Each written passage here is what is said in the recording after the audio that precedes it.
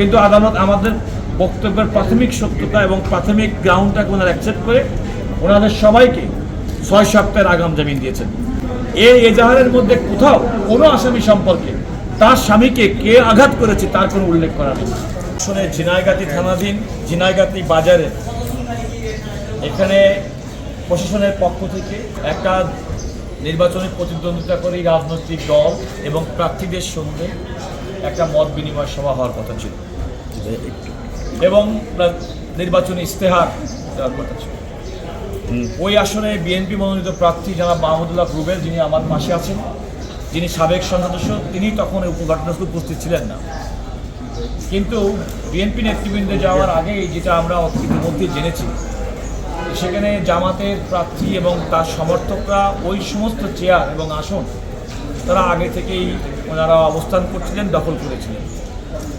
BNP নেতৃবৃন্দ নির্ধারিত সময়ের আগে যখন পৌঁছেন তখন সেখানে দেখেন তাদের জন্য কোনো চেয়ার রাখা হয়নি এবং এই চেয়ার না রাখার পরিপ্রেক্ষিতে প্রশাসনের হস্তক্ষেপে দুই পক্ষকে ওই ইশতেহার ঘোষণা অনুষ্ঠান সফল করার জন্য প্রশাসনের পক্ষ থেকে চেষ্টা চালানো হয়েছে।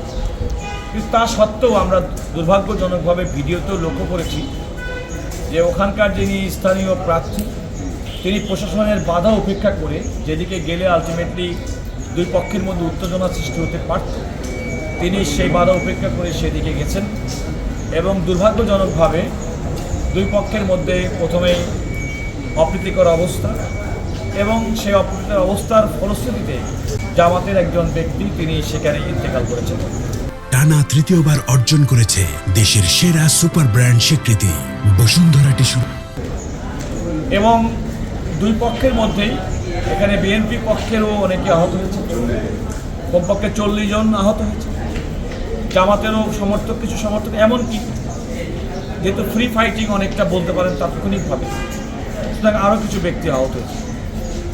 এই ঘটনায় যিনি নিহত হয়েছেন তার স্ত্রী জনাব মাহমুদুল্লাহ রুবেল সহ 231 জন ওই নির্বাচনী আসনের বিএনপির নেতাকর্মীকে আসামি করে মামলা করেছে। শুধুমাত্র 231 জনের নাম দিয়েই ক্ষান্ত হননি, অজ্ঞাত আরও 5 থেকে 600 মানুষকেও আসামি করেছে।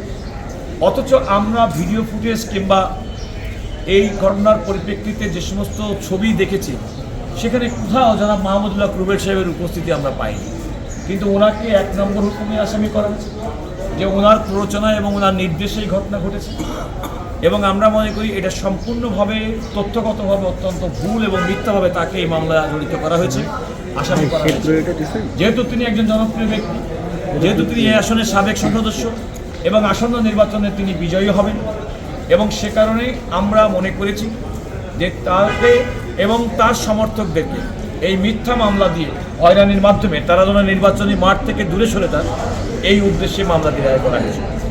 আমরা প্রাথমিকভাবে সুপ্রিম কোর্টের হাইকোর্ট বিভাগে আমাদের শীর্ষ যে নেতৃবৃন্দ 40 জন জনাব মাহমুদুল্লাহ রুবেল সহ তাদের জন্য মাননীয় সুপ্রিম কোর্টের হাইকোর্ট বিভাগের একটি বেঞ্চে আমরা জামিন চেয়েছিলাম, জামিন প্রার্থনা করেছিলাম এবং জামিন প্রার্থনার গ্রাউন্ড হিসেবে আমরা বলেছি যে দেখেন ওনারা সবাই রাজনীতি করেন এবং এই রাজনৈতিক প্রতিহিংসার কারণেই তার রাজনৈতিক প্রতিপক্ষ তাকে সহ তার রাজনৈতিক সহকর্মীদের বিরুদ্ধে মিথ্যা বানোয়াট মামলাটি করেছেন এবং সবচেয়ে বড় কথা এই এজাহারের মধ্যে কোথাও কোনো আসামি সম্পর্কে তার স্বামীকে কে আঘাত করেছে তার কোনো উল্লেখ করা নেই। এটা কিন্তু আমরা আদালতকে দেখেছি, আদালত আমাদের বক্তব্য শুনেছেন, সরকার পক্ষের আইনজীবী বিরোধিতা করেছেন, কিন্তু আদালত আমাদের বক্তব্যের প্রাথমিক সত্যতা এবং প্রাথমিক গ্রাউন্ডটাকে ওনারা অ্যাকসেপ্ট করে ওনাদের সবাইকে 6 সপ্তাহের আগাম জামিন দিয়েছেন। আমরা আজকে সুপ্রিম কোর্টের হাইকোর্ট বিভাগ থেকে মোট 40 জন বিএনপি নেতাকর্মী জনাব মাহমুদুল্লাহ রুবেল প্রার্থী সহ শীর্ষ নেতৃবৃন্দ জামিন পেয়েছি। এই মামলার অন্যান্য আসামি তাদেরকেও রাজনৈতিক হয়রানির উদ্দেশ্যে তাদেরকে আসামি করা হয়েছে এবং আমরা বিশ্বাস করি দ্রুতই তাদের ব্যাপারেও আমরা সুপ্রিম কোর্টের হাইকোর্ট বিভাগ থেকে একই রকম জামিন পাব।